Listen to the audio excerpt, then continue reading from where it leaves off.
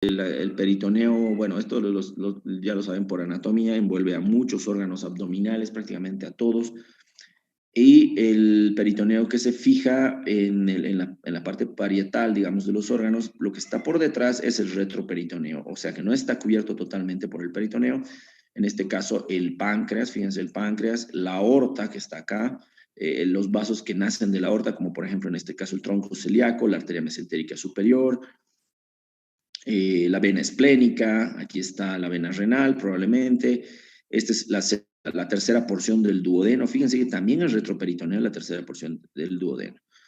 Y bueno, todos los demás órganos, intestino delgado, la gran parte del intestino grueso, el estómago, hígado, todos esos órganos, vesícula, qué sé yo, son intraperitoneales. Los órganos retroperitoneales, páncreas, riñones, duodeno, cava inferior, aorta. Entonces, vamos a hablar un poquito de páncreas, imagenología de páncreas. El método de elección, muchos piensan que el método de elección para evaluar páncreas es la ecografía, y esto es falso. El método de elección para evaluar páncreas es la tomografía, y es la tomografía con contraste. Debido a que el páncreas está en el retroperitoneo, y el retroperitoneo muchas veces es difícil ser evaluado por ecografía debido a que se sobrepone asas de intestino delante. Personalmente, cuando me piden hacer una ecografía de páncreas, quiero ver el páncreas, quiero ver si hay un tumor en el páncreas o quiero ver si hay pancreatitis y quiero evaluar el páncreas, me piden esto.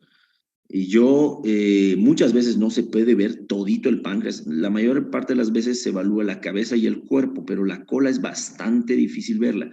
Entonces lo que hago es decirle al paciente, a la persona, que tome 2 litros de agua si puede, o 1, aunque sea, para llenar la cámara gástrica.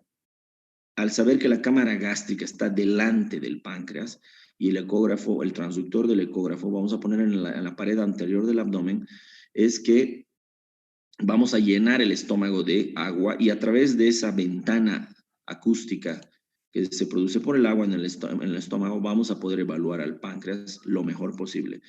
Fíjese, por ejemplo, esta persona que, esta es una tomografía del abdomen en la que en fase arterial, como que un poquito entendiendo la fase venosa, fíjense que como la aorta realza, vemos al lado de la cava inferior también algo realzando, y vemos al páncreas, vemos parte de la cabeza, solo una parte de la cabeza está más abajo. Recordemos que el páncreas no es totalmente horizontal, es medio oblicuo.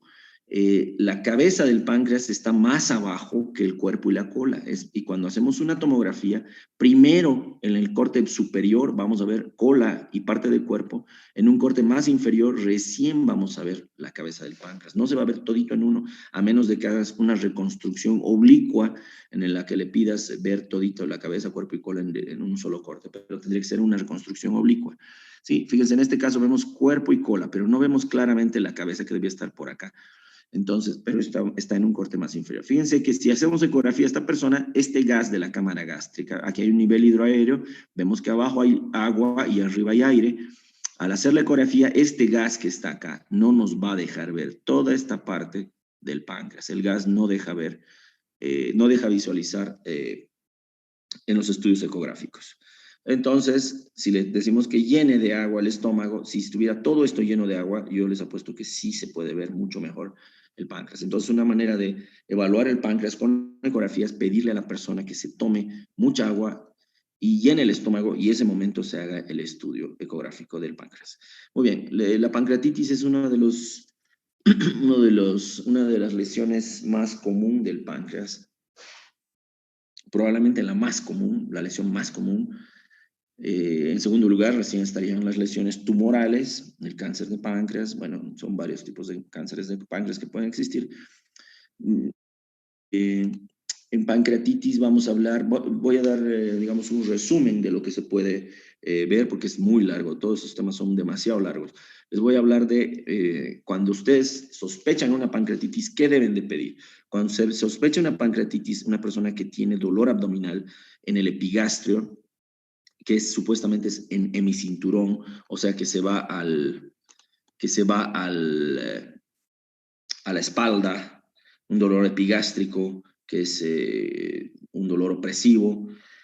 muchas veces se acompaña de náuseas, de vómitos, a veces de fiebre, de diaforesis y muchas veces de ictericia. Ictericia. ¿Por qué ictericia?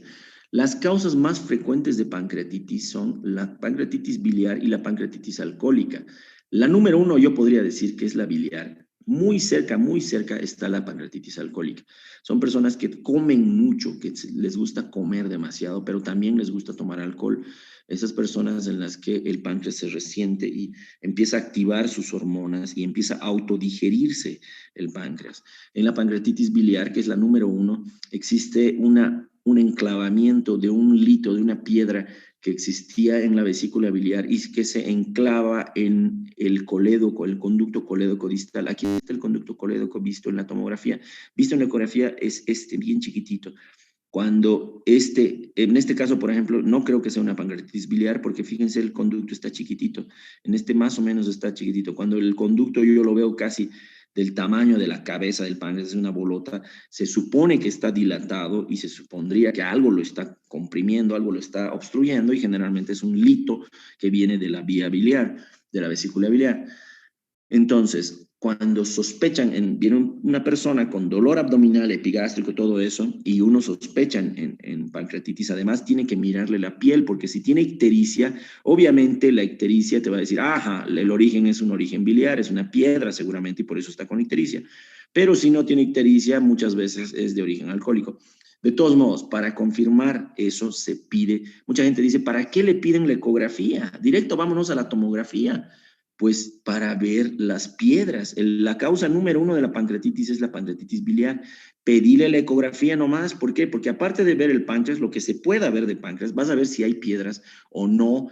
La causa número uno, vas a ver si hay piedras o no en la vesícula biliar. La tomografía no es que es despreciable para ver las piedras, pero aunque no lo crean, la ecografía, esto también pregunta de examen, la ecografía es más sensible para ver litos en la vesícula biliar que la tomografía. Le gana la tomografía para ver litos en la vía biliar.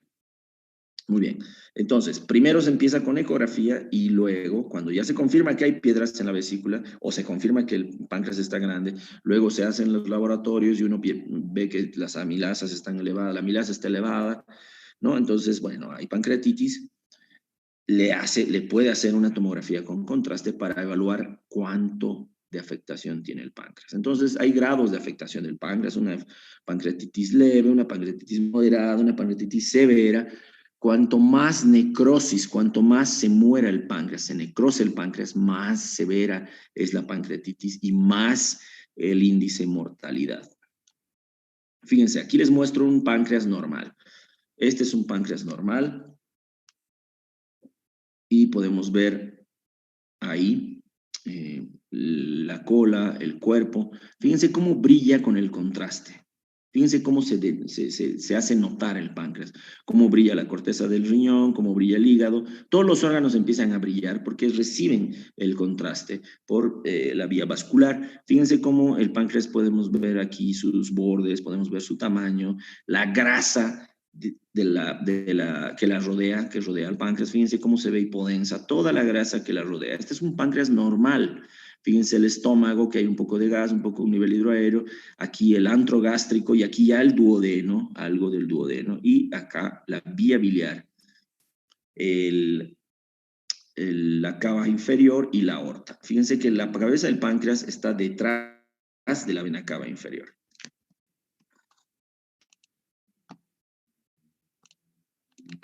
Muy bien, cuando hay pancreatitis, lo primero que sucede es que el páncreas aumenta de tamaño, se vuelve grande, se edematiza. Una vez que se edematiza, puede empezar a inflamarse la grasa que lo rodea. Fíjense que en este caso vemos la grasa que tiene una densidad igualita a la grasa del peritoneo, igualita a la grasa subcutánea, tiene la misma densidad de esta grasa y esta grasa. La grasa que rodea el páncreas tiene la misma densidad. ¿Qué pasa si tiene pancreatitis? Fíjense, la grasa que debería de rodear al páncreas se vuelve hiperdensa, levemente hiperdensa. En realidad es isodensa. Se vuelve líquido casi. Fíjense la vesícula biliar que está al lado, bien distendida. La densidad de la vesícula es casi muy similar a la de la grasa que está inflamada alrededor del páncreas. Aquí hay otro ejemplo de una pancreatitis. Fíjense cómo la grasa que rodea el páncreas se empieza a inflamar. Aquí hay islitas de grasa que quedaron normales todavía, zonas de grasa normal todavía, pero ya hay zonas que están francamente inflamadas alrededor del páncreas, incluso ya algo de líquido rodeando la cola, por ejemplo, por acá.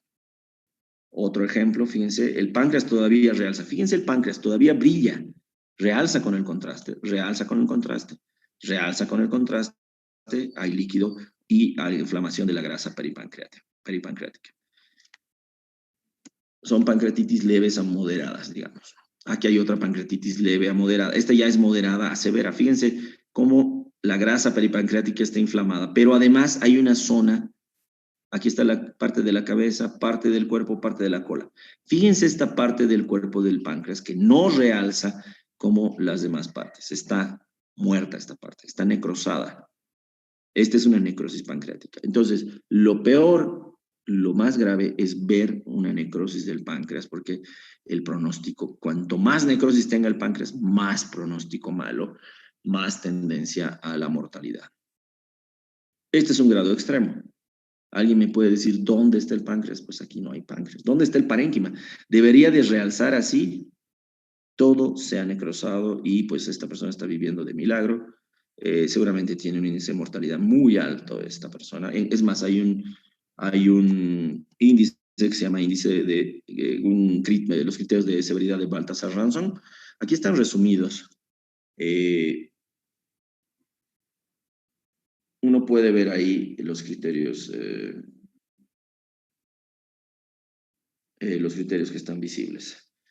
Fíjense, esto sirve para tomografía, por si acaso. Esto es para tomografía. ¿Y para qué sirve esta escala? Para decirte cuán severo es la pancreatitis. Si hay chance de cuánto de chance hay que se muera esta persona. Para eso sirve.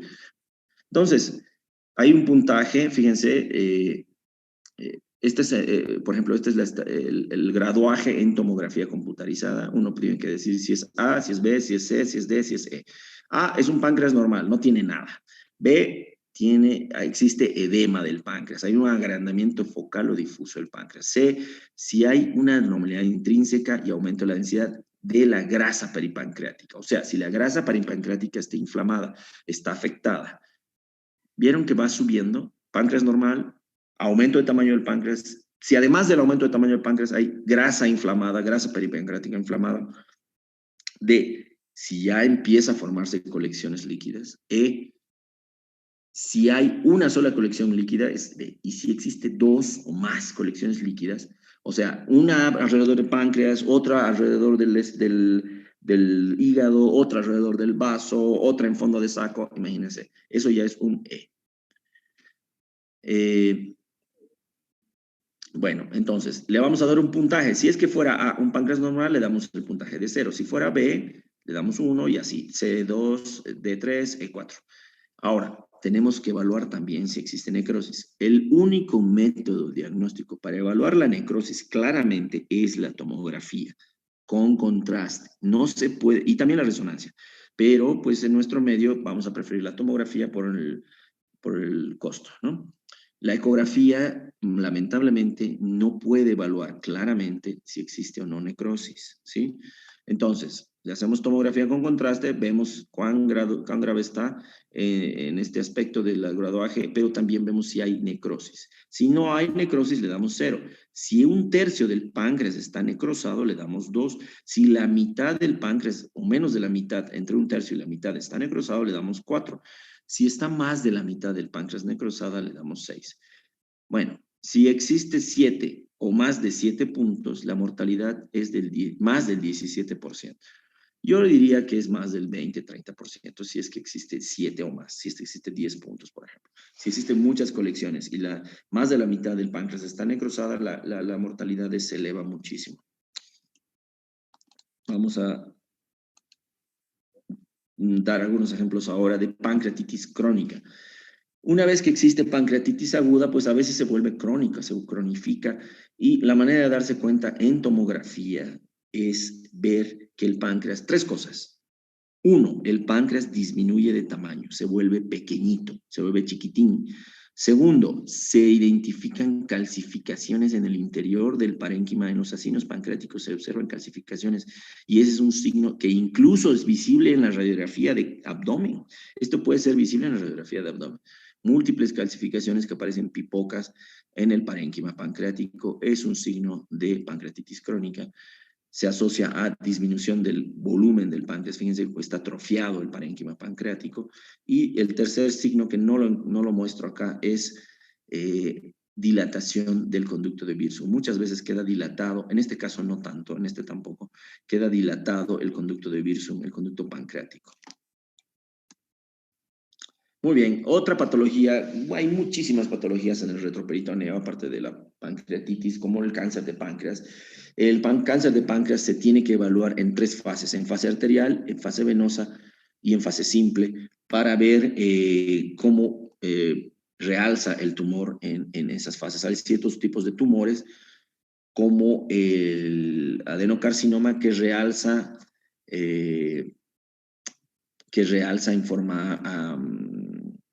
en forma heterogénea y muchas veces en la fase arterial, mientras que otros tumores, otro tipo de tumores como de aorta también es fácilmente de evaluar por tomografía computarizada. El método de elección es la angiotomografía computarizada o la tomografía con contraste del abdomen para ver aneurisma abdominal. La persona que tiene un aneurisma abdominal generalmente es una persona mayor de edad, aunque podría existir personas jóvenes con aneurisma, en cuyo caso tendríamos que pensar en otras patologías como el síndrome de Marfan, que es un síndrome en el que podrían existir múltiples aneurismas. En caso de ser una persona mayor, adulto mayor, generalmente la causa está dada por un debilitamiento de las paredes por ateroesclerosis. Fíjense, estas personas tienen múltiples placas de ateroma. ¿Ven las placas de ateroma calcificadas que tienen las paredes? Entonces, en este caso, esas placas de ateroma producen debilidad. ¿Cuáles son las causas de esas placas de ateroma? Pues por la edad, por la dieta y por el tabaco. Todo eso hace, y la hipertensión también, la hipertensión arterial, hace que se formen placas de ateroma y se debilite la pared, y una vez que se debilite la pared, se dilate una porción de la aorta. Generalmente es la porción infrarrenal. Fíjense que las arterias renales que están naciendo acá están por encima del aneurisma. Este es un ejemplo clásico de un aneurisma de aorta. Esto le interesa mucho al cirujano vascular porque el cirujano vascular coloca, como en este caso, una prótesis. Fíjense que hay como unos alambritos, es un pantaloncito que le ajusta a la aorta abdominal en el lugar donde tiene el aneurisma. Entonces, para evitar que se rompa, porque la complicación más temida del aneurisma es que un día se rompa el aneurisma, se perfore, se salga la sangre y se exsanguine una persona y muera por hipovolemia. Aunque muchas veces el retroperitoneo contiene a veces el hematoma, el sangrado, pero muchas veces es mortal. Entonces, estas placas de ateroma, fíjense cuántas placas de ateroma tiene esta persona, ¿no? Múltiples. Esta es la causa generalmente del aneurisma. Y el aneurisma no viene solito así. Fíjense lo tortuoso que se pone la aorta. Cuando somos jóvenes, bueno, cuando son jóvenes, la aorta es recta, recta, rectísima. Parece que fuera una línea recta. Y fíjense con la edad cómo se vuelve tortuosa, cómo se incurva y se empieza a dilatar a veces esta zona en la que típicamente ocurre el aneurisma.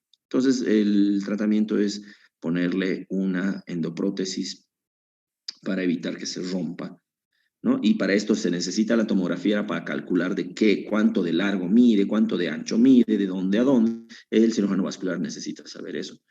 ¿Cuántos vasos salen del aneurisma o si no sale ninguno? Muy bien, una reconstrucción. Esta se llama reconstrucción en 3D de un aneurisma. Fíjense cómo se ve la aorta aquí, hace un codo, y luego inicia el aneurisma. Fíjense, este es un aneurisma grandotote. Y termina antes de la bifurcación en las arterias ilíacas. El aneurisma también puede ser evaluado por ecografía, ¿cómo no? Se puede ver por ecografía, pero no es el método de elección porque no evalúa tan claramente toda la extensión. Fíjense que aquí se corta, por el campo de visión se corta el aneurisma, entonces uno no puede evaluar muchas veces todo el aneurisma. Fíjense, muchas veces el aneurisma se complica con esto que se llama trombo mural. El aneurisma tiene un diámetro tan grande que la sangre, que normalmente tiene un flujo laminar, tiene un flujo hacia distal y laminar, se produce una turbulencia en un lugar donde es más ancho. Y al producir una turbulencia se coagula, se trombosa la parte periférica y se forma un trombo mural. Es muy común que se forme un trombo mural, como en este caso, y la luz quede relegada a una parte en el interior de este aneurisma. Este es un corte sagital y este es un corte transversal con Doppler color, Doppler power en realidad, en el que se ve el aneurisma y fíjense cómo se ve el trombo mural. Este, que parece una media luna oscura, es el trombo mural que está en el aneurisma y la luz verdadera es toda esta. Otras causas de alteraciones, otras causas que uno pide una tomografía o pide una ecografía es la presencia de adenopatías retroperitoneales. Cuando uno quiere ver, es tan común esto de ver adenopatías en el retroperitoneo que se puede ver hasta por ecografía. Entonces, lo lamentable es que a veces no se puede saber de dónde viene, por qué se han formado esas adenopatías en el retroperitoneo. Fíjense, les muestro una fotito, un dibujito de los ganglios linfáticos. En realidad esto está incompleto porque los ganglios están hasta arriba. Yo muchas veces cuando hay cáncer de vesícula o de hígado, muchas veces veo adenopatías alrededor del tronco celíaco o de la arteria mesentérica superior. Es lleno de ganglios esta zona igual. Pero esta región del retroperitoneo, entre la cava y la aorta, por delante de la aorta, por delante de la cava, a la izquierda de la cava, también hay ganglios. Y rodeando a los vasos ilíacos también hay ganglios. La mayoría de los ganglios son normales, pero fíjense en algunos casos, como en este es un corte axial en una tomografía computarizada en fase arterial, fíjense la aorta. Fíjense, la aorta debería estar casi tocando a la columna vertebral. Aquí está un cuerpo vertebral. Fíjense cómo es toda esta masa ha hecho que la aorta se levante, se despegue de la columna vertebral, se levante y además hay un conglomerado de ganglios a la derecha y a la izquierda y por detrás, incluso por delante de la aorta. En otras palabras, los ganglios la han rodeado totalmente a la aorta.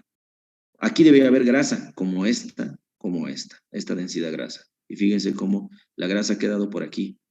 Los ganglios han hecho que y la cava inferior, fíjense cómo igual este conglomerado ganglionar ha hecho que se separe la cava de la aorta. La cava está desplazadísima a un lado por todas estas conglomerados. Este es un corte axial y esta es una reconstrucción coronal. Fíjense la aorta, esta es una persona joven. ¿Por qué? Porque fíjense cómo la aorta está rectita y acá la bifurcación aórtica, las arterias ilíacas. Fíjense, adenopatías por el lado derecho, adenopatías por el lado izquierdo, rodeando totalmente a la aorta. Estadísticamente, cuando es una persona joven y es masculino, si yo veo una semejante conglomerado ganglionar retroperitoneal, lo primero que pienso es un cáncer de testículo, un seminoma. Al seminoma le gusta irse al retroperitoneo y metastatizar acá.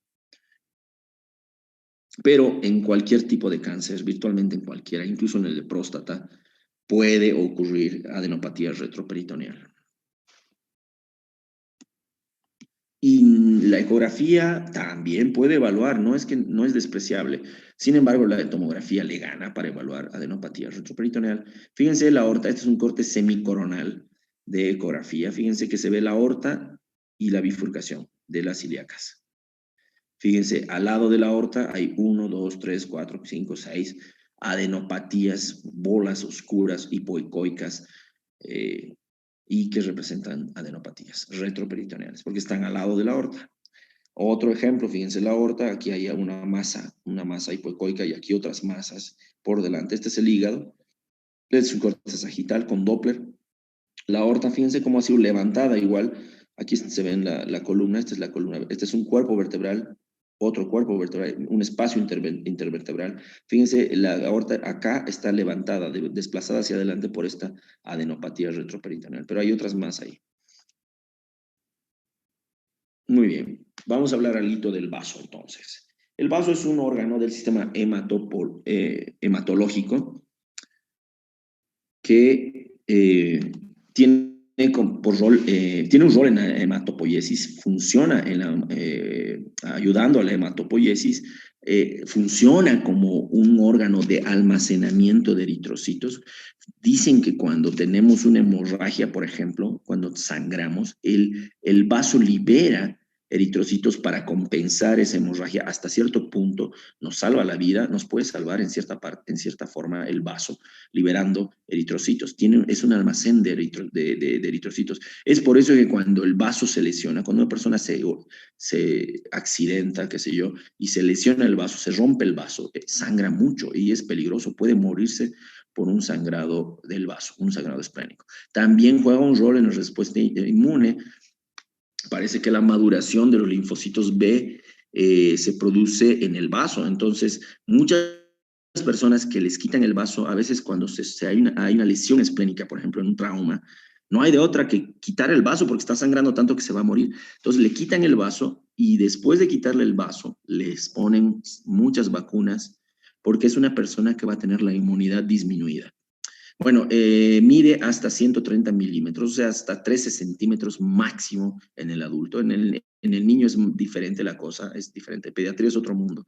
Pero en un adulto es hasta 13 centímetros máximo de los máximos en el eje más largo. Más de 13 centímetros, o sea, 131 milímetros ya es esplenomegalia. Tiene dos polos, un polo superior, un polo inferior y dos caras, una cara diafragmática y una cara iliar. En el hipocondrio izquierdo, está protegido por las últimas costillas desde la novena hasta la onceava. La doceava está un poquito alejada del vaso. Es por eso que se dice que cuando se fracturan las costillas 9 o 10 o la 11, y del lado izquierdo, hay que sospechar que pueda haber lesión esplénica.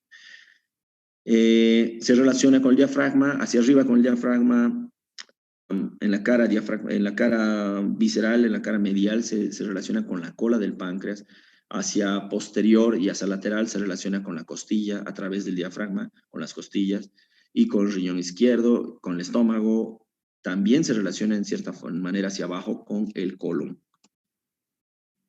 Fíjense, este es un dibujito bien bonito del páncreas, la vena, la arteria y cómo se divide, bueno, dentro del vaso. Aquí vemos cómo se relaciona con el diafragma. Fíjense el diafragma cómo lo cubre. Es más, cuando hacemos ecografía, tomografía, se ve el diafragma encima, tocando prácticamente al vaso. Fíjense la cola del páncreas cómo prácticamente toca al hilo esplénico. El estómago aquí está cortado, pero de esta zona. Bueno, los radiólogos viejitos, los radiólogos antiguos me decían, si tú ves que el estómago está desplazado hacia la línea media, porque normalmente el estómago está a la izquierda, pero si tú lo ves desplazado hacia la línea media, ten en cuenta que puede haber una esplenomegalia. Eso lo veían antes de cuando apenas empezado la tomografía y todo eso, y uno se valía de las rayos X de ciertos signos para decir, mira, puede tener esplenomegalia porque el estómago está desplazado hacia la línea media. Eso ya lo estamos olvidando los radiólogos más jóvenes, porque pues ya tenemos ecografía y tomografía y ya nos olvidamos de esos signos viejitos. Bueno, veamos entonces variantes anatómicas, como por ejemplo el vaso errante. Esto es rarísimo, esto es una de las pocas, es unas variantes más raras. Un vaso errante es un vaso en el que existe debilidad del sistema ligamentario o no hay sistema ligamentario o de sujeción del vaso y el vaso queda desplazado hacia la fosa ilíaca, hacia el hipogastro. Fíjense en este caso el vaso, ¿dónde está? Fíjense cómo realza el vaso. Fíjense cómo realza el vaso. Aquí está realzando y realza muy parecido al hígado. Fíjense el hígado y fíjense el vaso. Después de inyectar contraste, brilla, brilla y brilla.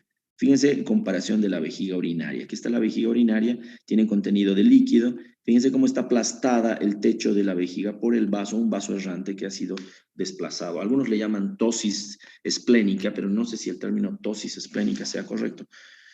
Bueno, es rarísimo encontrar esto. Esto sí es frecuentísimo.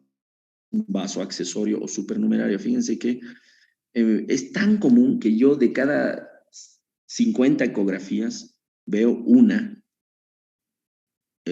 o tal vez hasta dos de un vaso supernumerario. Es tan frecuente, Entonces, siempre que hago una ecografía veo el vaso y en la cara en la cara iliar vemos una pelotita que es un vaso accesorio. Gracias, hermano. Estoy en clase ahorita. Dame 20 minutitos, te devuelvo la llamada, ¿ya? Gracias, hermano. Entonces, aquí podemos ver una imagen hipoecoica semejante, de textura semejante a la del vaso. Miren, tiene una ecotextura realmente muy, muy, muy igualita y generalmente, no sé por qué, pero tiene un aspecto redondo, una forma redonda. Es muy común, cuando, bueno, no tenía mucha experiencia, pues yo pensé que era una adenopatía, ¿no? Ay, mira, una adenopatía al lado del vaso. Pero ya cuando ya lo ves muchas veces, pues ya eso no es una adenopatía, es un tejido esplénico porque tiene incluso la misma textura y en la tomografía la misma densidad del vaso, ¿no? Aquí está el hígado, aquí está el vaso, y fíjense, a veces no siempre está en la cara iliar, a veces está en la cara posterior o en la cara superior. Muy bien, es común encontrar eso. Y bueno, cuando hacen, ¿cuál es la importancia de esto? Cuando hacen esplenectomía, por ejemplo, por una persona que tiene, digamos, una enfermedad hematológica, por ejemplo, anemia de células falciformes, en esa persona necesitan quitarle el vaso porque si no se va a morir. Tienen que quitarle el vaso. Y si tú no le dices, fíjate que tiene un vaso accesorio acá por si acaso, si le vas a quitar el vaso, tienes que quitar esto más. Si no le dices eso, le quita el vaso y le deja el vaso accesorio, igualito sigue con problemas esa persona. Entonces ahí radica un poquito la importancia. Esto sí he visto un par de veces. Fíjense, poliesplenia.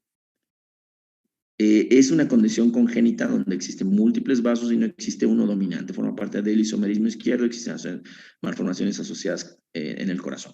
Fíjense, he visto una persona, tomamos una radiografía de tórax de una persona y veo que el corazón está al otro lado de lo normal. Tiene una dextrocardia. Primero me aseguro de que el técnico no le haya cambiado, no le haya tomado al revés la radiografía. Le tomamos de nuevo y evidentemente el corazón está a la derecha. Lo primero que pienso es, ok, el corazón está a la derecha, pero ¿será que los demás órganos están también a la derecha? ¿O es solo una dextrocardia aislada? Entonces le tomamos una ecografía o una tomografía y vemos que todo está del lado izquierdo, todo está al revés.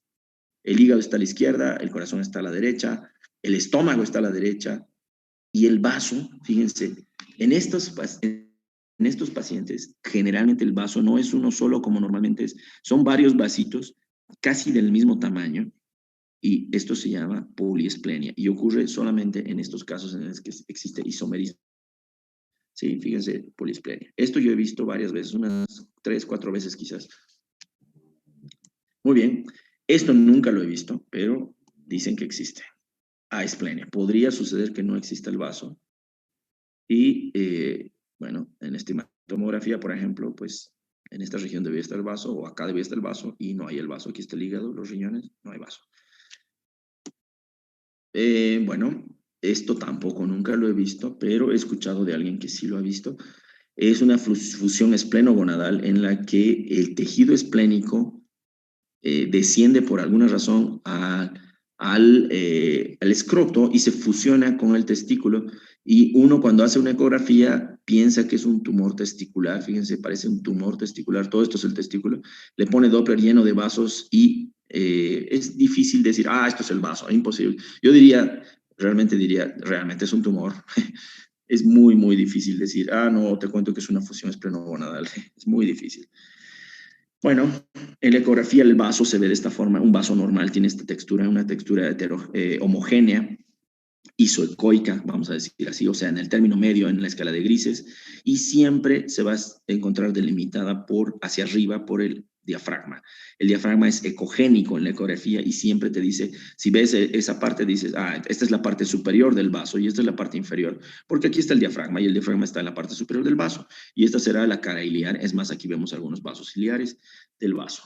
Aquí vemos algo del colon. En la tomografía también tiene ese aspecto. Fíjense que cuando le ponen contraste a una persona y lo hacen muy, muy, muy, muy temprano el estudio, en una fase arterial purísima, el vaso tiene este aspecto, algunos le llaman aspecto atigrado, porque parecen las rayitas de un tigre. Y no es que esté, fíjense, un vaso, tiene laceraciones dentro del vaso o tiene qué sé yo, tiene unos infartos lineales. En realidad, esto es porque la vascularidad del vaso tiene una distribución heterogénea cuando es muy rápido la inyección del contraste. Entonces, esto es normal.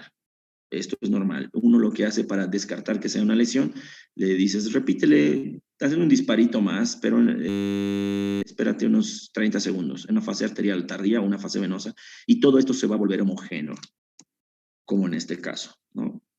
Fíjense cómo se vuelve homogéneo, realza homogéneamente, igual que el hígado. Entonces, en fase, fíjense, en sin contraste, qué feo se ve el vaso, el hígado, los riñones. Le metes contraste y se ve mucho mejor porque realza y podemos ver los vasos que están dentro del hígado o dentro del vaso. Esto es una categorización en trauma esplénico. Son 5 grados. El grado 1 es tan frecuente el trauma esplénico que ya lo han categorizado. Desde hace mucho tiempo ya está categorizado el trauma esplénico. Grado 1, la laceración menor a 1 centímetro de profundidad. Esto también se aplica, y nosotros lo aplicamos, yo lo aplico en ecografía, pero esta graduación está hecha para tomografía, específicamente para tomografía. ¿Sí? Entonces, menos de 1 centímetro de profundidad o un hematoma subcapsular de menos de 1 centímetro de diámetro es grado 1. Esto es común encontrar este hematoma. ¿Ven? Un pedazo de sangre que se colecciona entre la cápsula del vaso y el mismo vaso, el tejido esplénico. Esto se llama hematoma subcapsular y es común encontrar este hematoma. Cuando el hematoma es menor de 1 centímetro de diámetro, entonces tú lo puedes clasificar como 1, o cuando la laceración es menos de 1 centímetro de profundidad. Esto es más difícil de ver en ecografía, al menos es más difícil ver la laceración y es más fácil ver el hematoma. Grado 2, cuando la laceración tiene hasta 3 centímetros, de 1 a 3 centímetros de profundidad, o un hematoma subcapsular de 1 a 3 centímetros. Grado 3, cuando la laceración es de 3 a 10, o hematoma subcapsular de 3 a 10 centímetros. Grado 4, cuando la laceración mide más de 10 centímetros de profundidad, o el hematoma subcapsular es de más de 10 centímetros. O cuando el grado 5, directamente cuando el hígado está explotó, o está devascularizado, o sea que la lesión, la onda traumática ha lesionado, ha roto la vascularidad, el hilio, ha pasado por el hilio del vaso. Este es el grado 5. Obviamente no va a haber vascularidad y se va a morir el vaso y va a sangrar cualquier cantidad de sangre. Va a haber cualquier cantidad de sangre y pues hay riesgo de muerte ahí. Fíjense, este es el vaso y este es el hematoma subcapsular. Fíjense, este es el vaso, ecografía, este es el vaso, aquí está el hilio del vaso, y fíjense esta colección negra que está alrededor del vaso. Debería de estar el diafragma ahí, pero no, está esta colección, y es un hematoma subcapsular. La tomografía le gana. Si les preguntan cuál es el método de elección para ver trauma esplénico, la tomografía con contraste es el método de elección. Fíjense esta rotura esplénica que va de lado a lado. Este ya es un grado 4, tal vez grado 5. ¿No? Es una laceración tremenda, está partido en dos mitades el vaso, incluso hay unos pedacitos de ahí.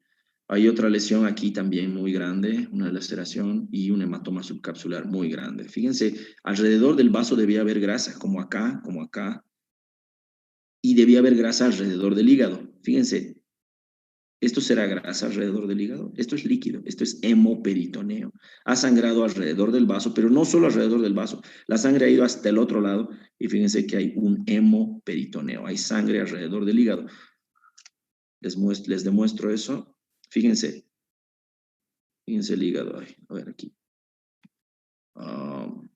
Esta es grasa, por ejemplo. Esta es grasa. Esta es grasa, esta es grasa, esta es grasa. No debería de haber nada.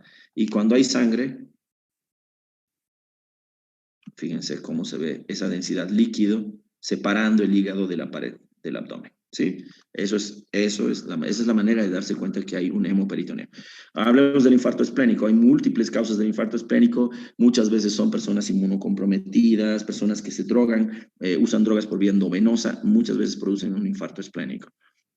El dolor, los síntomas son dolor en cuadrante superior externo, a veces el dolor se irradia hasta el hombro, a veces existe fiebre, a veces existe un abdominal difuso mal definido. A veces hasta el 50% son asintomáticos, fíjense, no, a veces no tienen síntomas.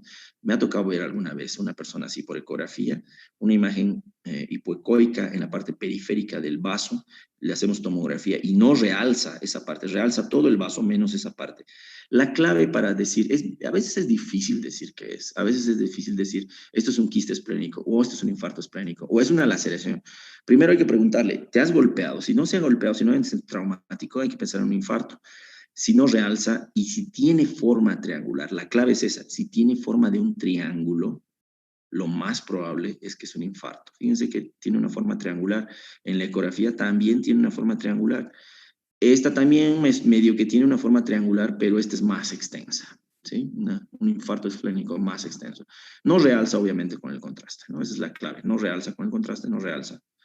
Este es con Doppler, ¿no? Vemos vasos aquí y no vemos ni un solo vaso dentro de esta región hipoecoica. Fíjense, les muestro aquí también la grasa. Fíjense la grasa, la grasa, la grasa, la grasa, la grasa. Aquí un poquito de grasa, grasa, grasa, grasa, grasa. Aquí grasa, grasa, grasa, grasita, un poquito de grasita. Y el hígado está casi tocando a la pared del abdomen. Para ver el líquido, dijimos que el líquido separa al hígado, lo desplaza, lo separa de la pared del abdomen. Muy bien. Absceso esplénico, causado por múltiples microorganismos, Escherichia coli, estafilococo. Realmente no es común encontrar un absceso esplénico, pero tampoco es que nunca lo van a ver. Probablemente lo van a ver alguna vez. Si ocurre, podría sugerir que esta persona tiene inmunosupresión, tiene algún grado de inmunosupresión.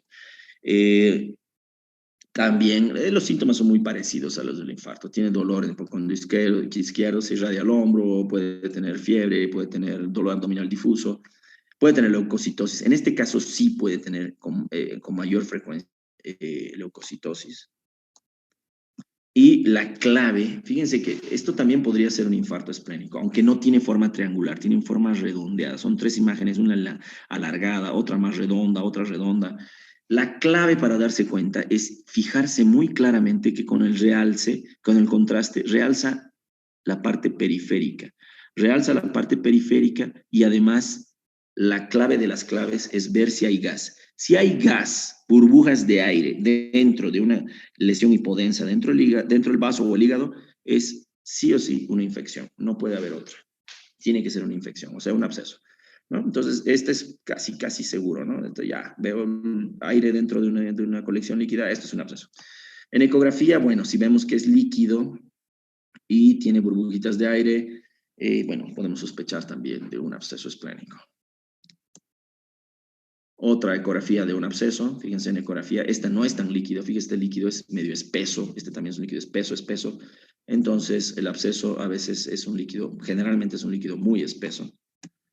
Bueno, tumores, fíjense cuántos tumores pueden haber. Bueno, a mí ya hemos hablado del absceso.